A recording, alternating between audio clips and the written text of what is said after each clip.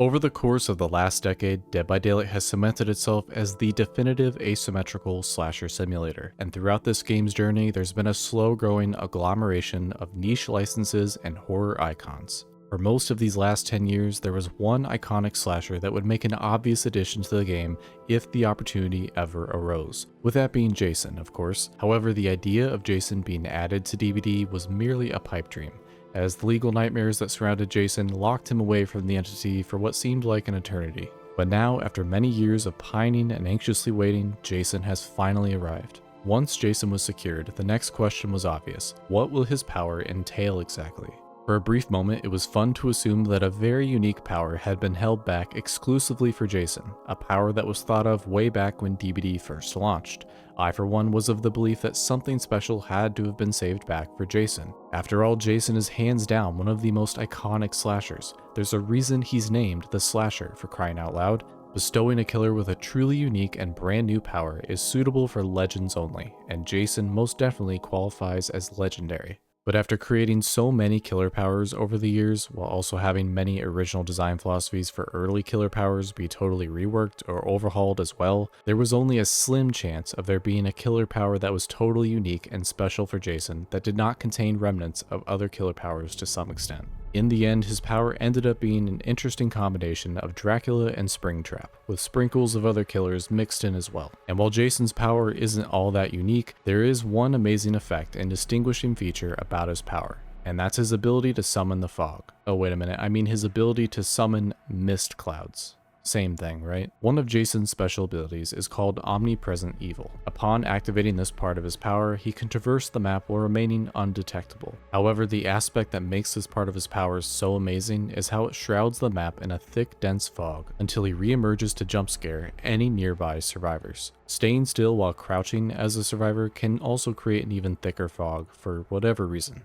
The specific reason as to why Jason unleashes fog when using his power has yet to be explained, and it's something I've been pondering since his power was first revealed. The actual power of map traversal works fairly well thematically speaking, but Jason unleashing fog isn't all that relevant when looking at his movies for power inspiration. So if inspiration from the movies appears like a dead end, why else would Jason's power involve the fog? I was truly stumped about a possible answer to this question. However, it finally hit me. Whether it was accidental or not, Jason's power can be viewed as a tribute to DBD. He's got map traversal, stealth, haste, projectiles, all of which are common traits of almost any killer power. The fog, however, serves as a memento of the past in a different way. For anyone newer to DBD, the fog probably feels rather basic at first glance. I mean, adding fog to create a more menacing atmosphere is certainly not a new concept. And even 10 years ago when DBD first launched, if Jason had the ability to summon the fog with his power, it still would not have been viewed as being all that special. However, as anyone who played DBD during the early days could tell you, DBD has changed a lot over the years, and one of the things that has changed the most is the vanishing of the foggy atmosphere. I have previously discussed the disappearance of the dark and foggy atmosphere in DBD, so I'll keep this next part brief. In short, DBD has slowly done away with a pivotal component that helped shape the game, with that being the dark, foggy atmosphere. The fog itself was omnipresent in the early days of this game, so much so that it enveloped everything the game involved, all the way from the lore to even developer communications. The part of the game that incorporated the fog the most, though, was the in-game atmosphere on every map. This element was immensely important to the overall structure of the game.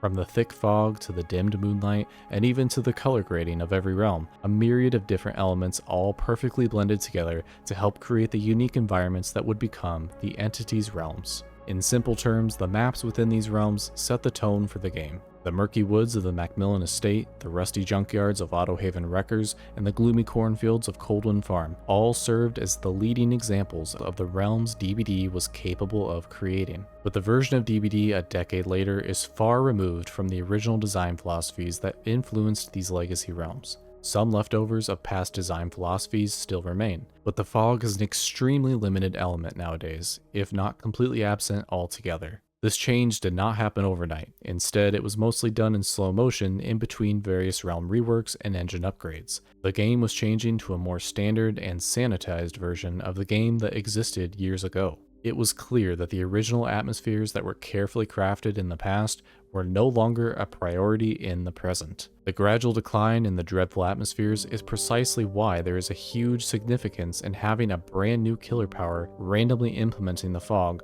back into the game in some way. So when circling back to the main question of why Jason's power utilizes the fog, what can serve as a possible answer? Why all of a sudden bring back the fog in a non-universal way?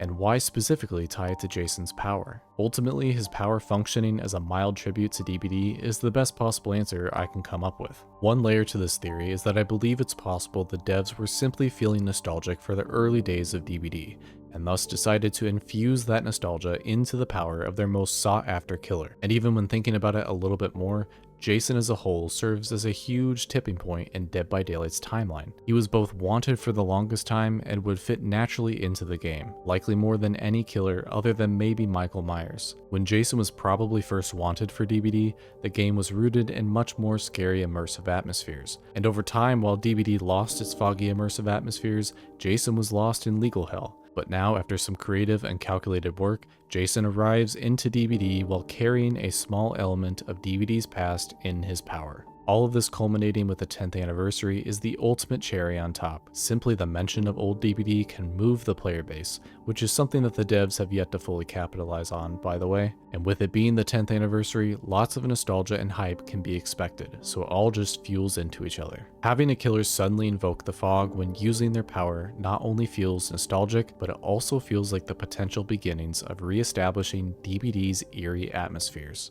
If recent rumors are true about a graphical update being allegedly on the horizon, then perhaps there's a chance that Jason's mist clouds are only just the beginning of an atmospheric reset in DBD. And perhaps with Jason's release coinciding with the 10th anniversary, the devs are using this time to maneuver the game back into having slightly more immersive environments. All in all, I appreciate how special it is for Jason's power to summon the fog, and it's very cool to see Jason of all killers inherit the fog as part of his power. Well, why not spread the love through the rest of the game? I still believe that bringing back a more universal, dark, and foggy atmosphere is not a crazy or impossible request. And I'm not saying DBD needs to bring back the thickest possible mist, just something that provides a subtle layer to the overall atmosphere. The other issue, of course, is the brightness of some realms, and that will definitely involve more drastic changes. Here's to hoping this is just the beginning of DBD going back to its indie horror roots.